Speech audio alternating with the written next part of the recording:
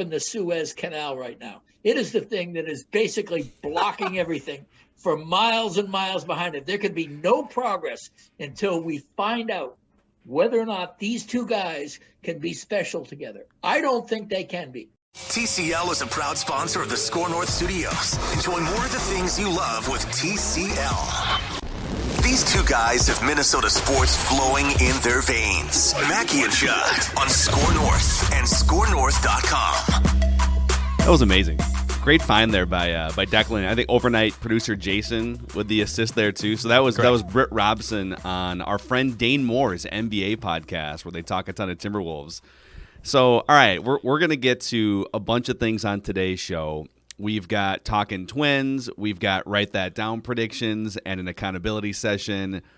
But off of what Britt just said there, Judd Zulgad. So D'Lo and Cat have played like 5 games. We talked yesterday extensively about the idea, at least broaching the idea of trading Karl-Anthony Towns.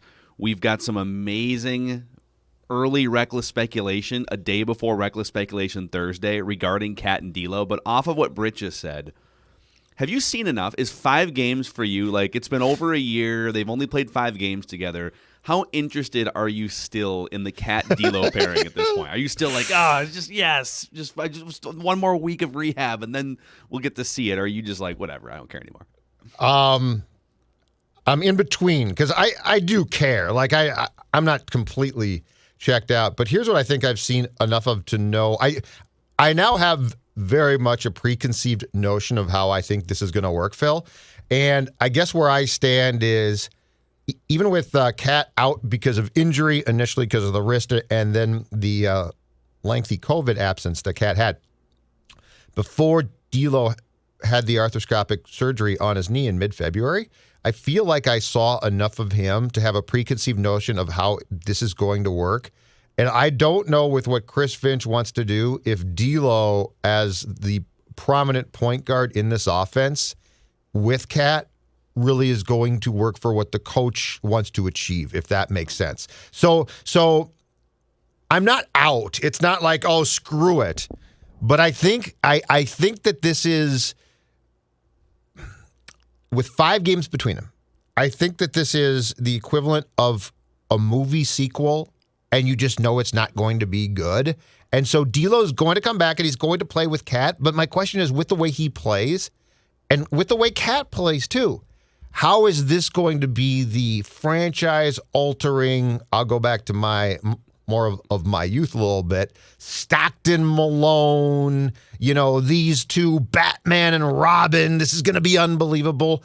How is that going to play out and work? I think I know. I don't think it's good. And keep in mind, a very important factor now that has emerged, and this is not a bad thing, is Ant.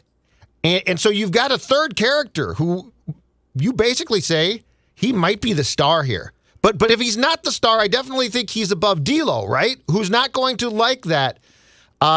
So unfortunately, my anticipation is while I am patient enough to wait to see this, my anticipation of the end result is going to be very Timberwolves. You know what this is? This is really like, there's a movie sequel that comes out 20 years after the franchise had dipped off, right? And it's just anticipation, and you're just waiting, and it's like, all right, it's like when Rambo came out.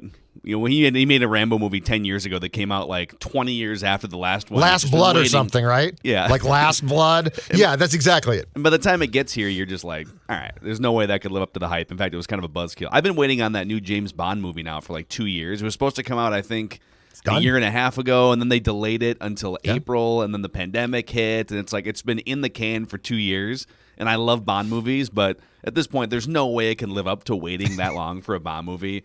So I'm just kind of like, or whatever.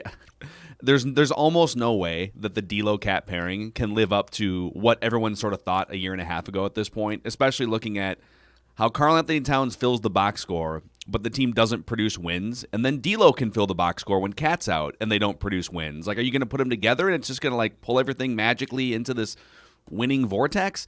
And that all leads to this very interesting report that came out yesterday from our guy. I think he's our guy now, Evan Massey, blue checkmark extraordinaire on Twitter. This is the same guy. By the way, Evan Massey's work has been featured in Forbes, ESPN, Yahoo, Bleacher Report. There's a laundry list of places that Evan Massey's work has been featured on the internet. And he was originally, if you remember, a couple weeks, or I think this was like late January, sometime in February, he reported that the Niners and the Vikings are having discussions about Kirk Cousins, and people mocked him. People mocked Evan Massey. Who's this guy? How does this guy have a blue check mark And on by Twitter? the way, that dude was right. In retrospect, he was not only right. Kyle Shanahan was outside Kirk's store with placards like the guy who goes on in that Christmas film, right? At the door, he shows up and knocks, but I think in the film the husband is home, so he just has cards that he just I have no idea what showing. movie you're You're talking referring about Love to. Actually? Love Actually, yeah. Okay. Love Actually. Yeah, where he stands out, yeah. Thank you, where he stands outside the door with the Kirk, you're special. I love you. I will love you till you look like this. Yeah, come to San Francisco. Thank you, Declan. That's what this is. That's right. You don't get Love Actually references on other shows here in the Twin Cities. You okay? can't You know what, though? Declan interpreted Judd. Yeah. This is my sports son now. You can't sneak a Christmas and rom-com, moment behind this guy. I will figure it out. Bravo, I will Declan figure Goff. it out. Thank you. Yeah, no problem. So Evan Massey reported yesterday on Twitter, the Minnesota Timberwolves could be headed toward major changes in the offseason.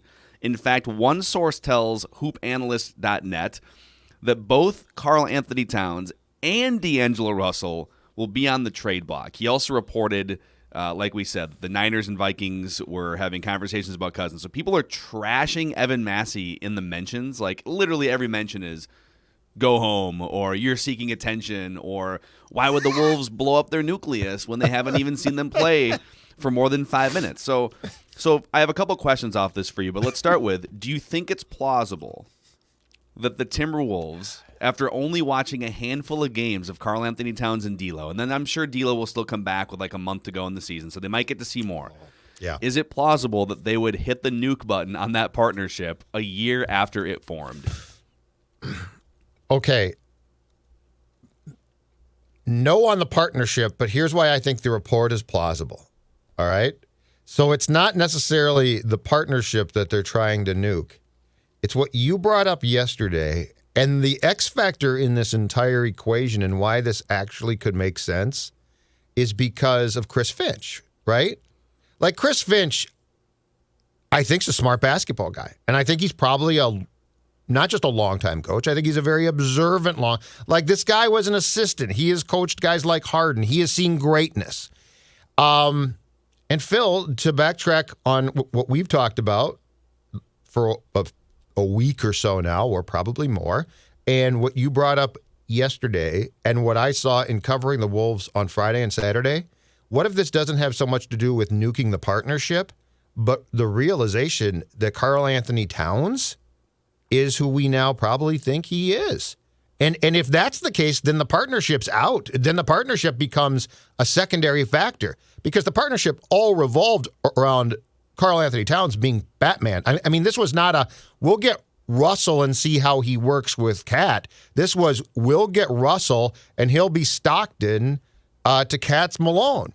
So I don't know that this is nuking the partnership. I think this might be the realization, at least, that you have to have a internal conversation about who Cat is, where Cat's going, and can Cat get to where you thought. And my guess is Chris Finch has seen 15 games and been like, okay, we at least need to talk about this. Yeah, also, I mean, in terms of trade value, Karl-Anthony Towns has much more trade value than D'Angelo Russell. You know, D'Lo's stock is pretty low at this point. He's on, team number 4. He got a bad rap in L.A., and now it's like he's done very little to boost his stock in Minnesota. Some of it's not his fault, it's injuries. But like when Cat was out, we talked about this.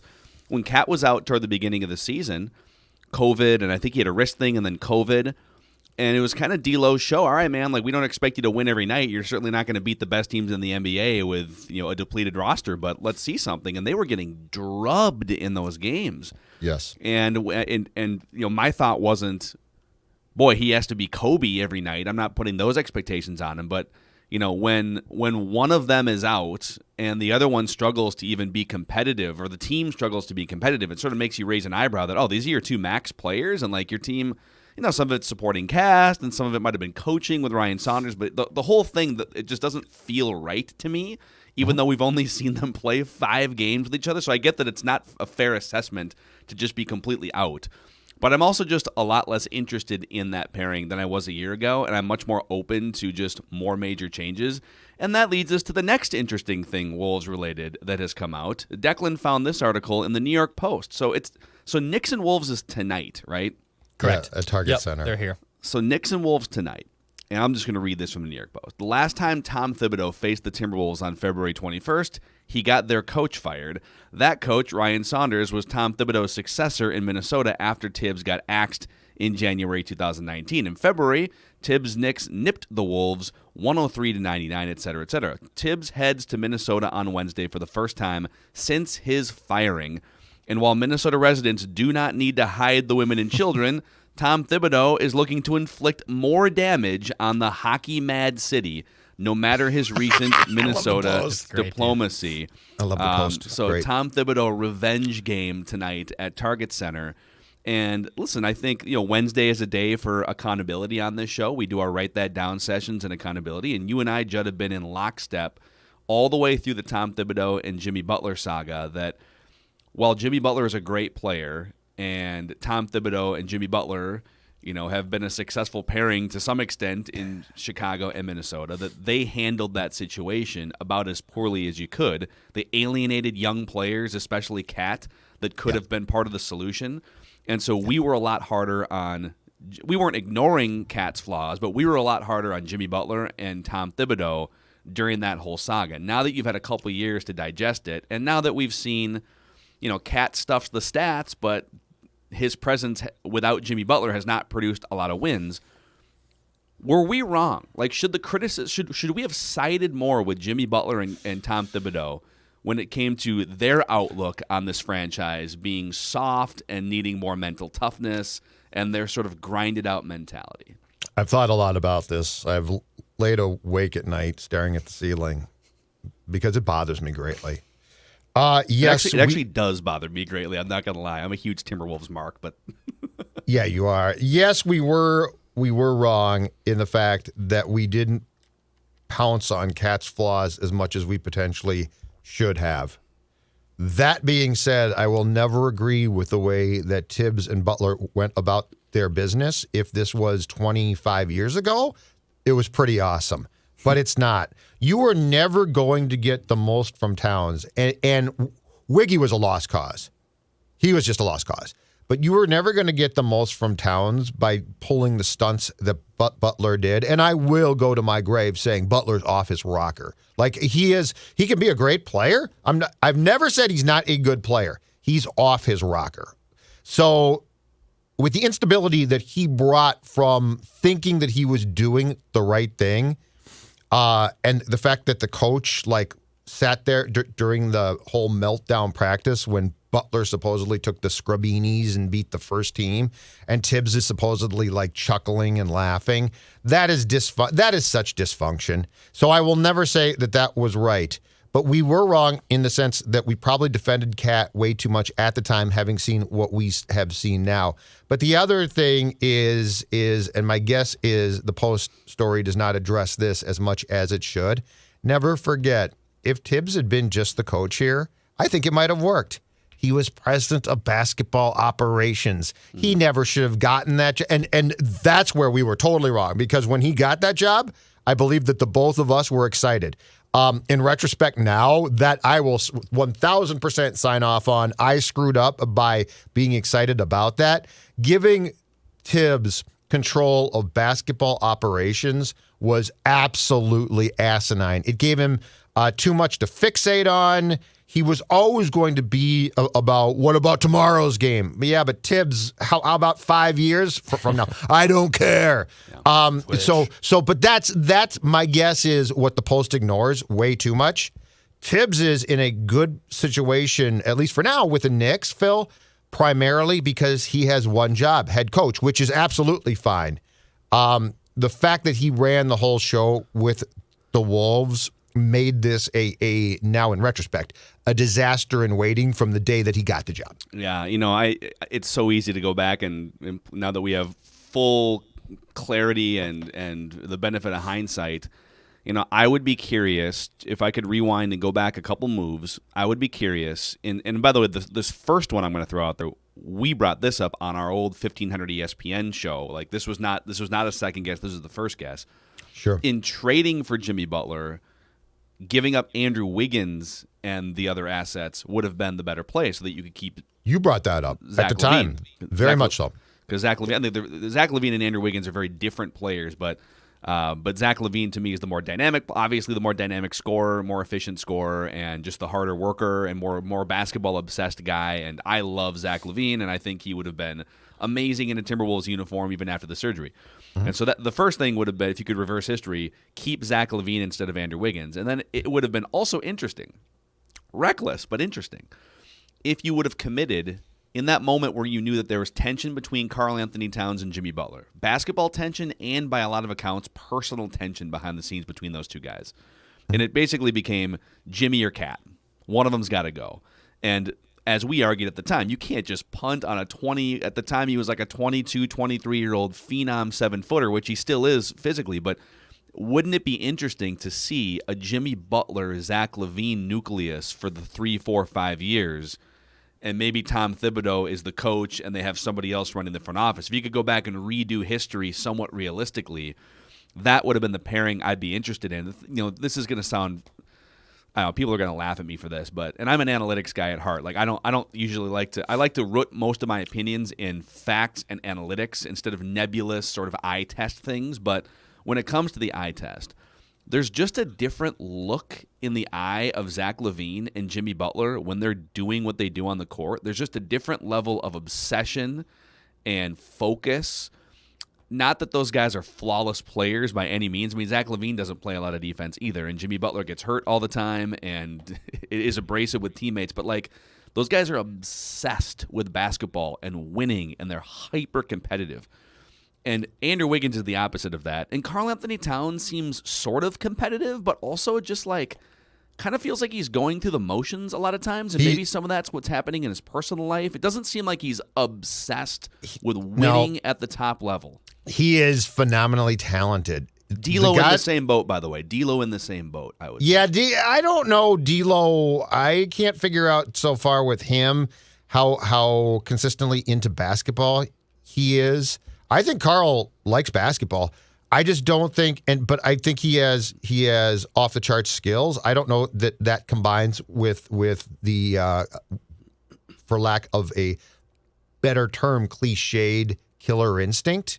Like guys like Butler and Lavine to me want to beat you badly.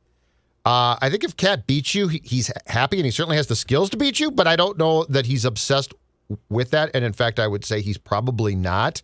But don't forget, too, the Butler thing broke down because they extended Wiggy. They had extended, I believe, by that point in time, Cat, and he wanted an immediate extension with as much of, obviously, money as possible, and he didn't get that, and so he got mad based on that, and also then said, these two guys can't win. So you would have had to have a very different philosophy. And Phil, the interesting thing about the Lavine factor here that it all comes back to for me is how much different is this story if Flip does not get sick? Because they don't get Butler, but he was obsessed with Zach. He loved Zach, and there is no way that Zach Lavine gets traded to the Bulls or anybody else if Flip didn't get sick. Dude, I want to pose a little question for you guys, and maybe I should preface this with just so people know. All right. Reckless speculation. Okay, this is just a little reckless speculation among friends. Okay. Okay. So Zach Lavine has one more year left on his Bulls contract. He signed that 4-year deal when he was coming off. I think he was rehabbing when he signed that contract, if I remember right. And so he's set to make $19.5 million next year, and then I think up to the max we go with him as he enters into potential free agency. So Zach Lavine is 26. I believe Towns is 25. Would you trade Karl-Anthony Towns straight up for Zach Lavine right now and then give Zach Lavine a max contract?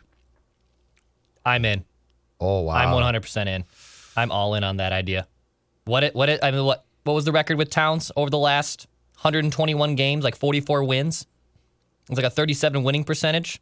Zach Lavine, I'm building around Zach Lavine. I mean, and Zach Anthony Levine's not Edwards. exactly like, he doesn't exactly have a winning resume either. I just want to throw that out there. But here's what I think. I think if I was going to explore the path of trading Cat, I think I can get more than that from a team that thinks that they can unleash this Hall of Fame player. wow, so you're saying Zach Lavine and I'm saying something else. Yes, I am. I'm saying that if I'm going to trade Cat, I am making a blockbuster deal that I could, and I'm not talking about bodies.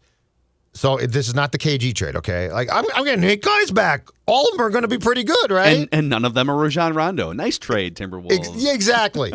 I am talking about if I decided if Chris Finch comes to Gerson on April something and says this, no, I am not coaching this guy. I am saying to myself, this is a blockbuster opportunity to make a trade where in my world, it would be a guy like Lavine and more. Because I am trading a Hall of Fame talent. The question is, can you get that talent from said player? And you know as well as I do that there's going to be a handful of teams that say, we can get that. Yeah, Those teams always exist. I just want to say I have no idea if Chicago would consider any sort of framework like this or not. This is just because we were talking about Lavine, it just popped in my head. But, if Zach Lavine has a lot of leverage in that if he doesn't want to sign a contract extension, he doesn't have to. Like he could go to them and say, all right, it's been a fun run here. Thank you guys for making me rich, but I want to go play somewhere else. So I don't know, just a little reckless speculation, food for thought for you guys. So Phil, I would prefer Zach Lavine the next 5 years than Karl-Anthony Towns because I think guard play is if you can have 2 dominant ball handling shooting guards and guys who can get to the rim. I mean, I think that really drives it for me. And then, like, all right, just to take this a step further, just for fun, let's say that trade's on the table. And again, I am making this up out of pure thin air. This is absolute as reckless as it gets. Okay? Reckless speculation. If you kept your top 3 pick and you had Anthony Edwards and Zach Lavine, I think you would then look to draft 7-footer from USC, Evan Mobley. And that would be your big man replacement for Karl-Anthony Towns. And then you'd also have Naz Reid and Jared Vanderbilt, and you go that direction. Again, this is rooted in zero fact, but now I'm just going to be thinking about this for the next 3 months. And Zach and We're going Ant to will would this be into happening. And Zach and Ant would be great fun to watch as a pair. There would be That'd zero defense outstanding. played, but there's zero defense being played right now. I was going to say, so what's the difference? What do you see now? As much as we try to say, yeah, but that Nets game, I mean, the last 3 quarters, did you see the Wolves play? Okay, 1, they lost, and 2, they gave up something like 38 points in the first quarter, so it doesn't matter what you did the last 3. So, Phil, what's your opinion about what is the ceiling then for D'Lo and Cat? Like, what's the bet? What, in your opinion, is the best that they can reach as a duo?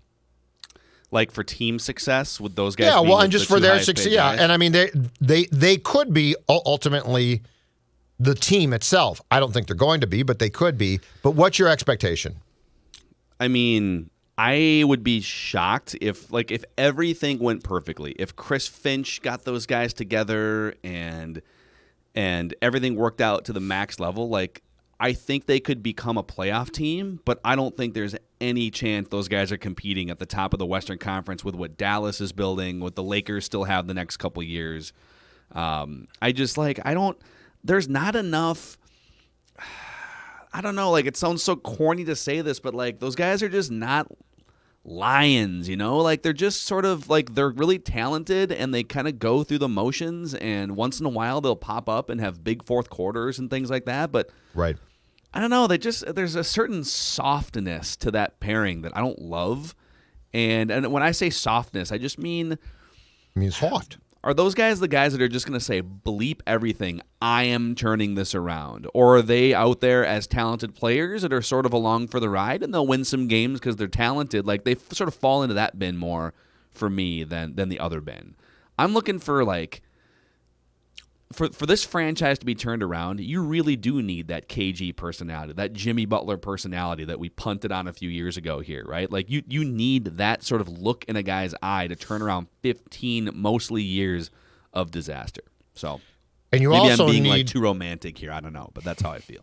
But I don't know that you can find that killer instinct guy now, partially because across the board, athletes right now don't have that in spades. Like there are guys still, there are, but it used to be fairly common, and now I with this generation of athletes, I feel like it's not as common. But that being said, my biggest concern also is the trickle down and how are these guys going to ultimately potentially help, but more importantly, impact Ant.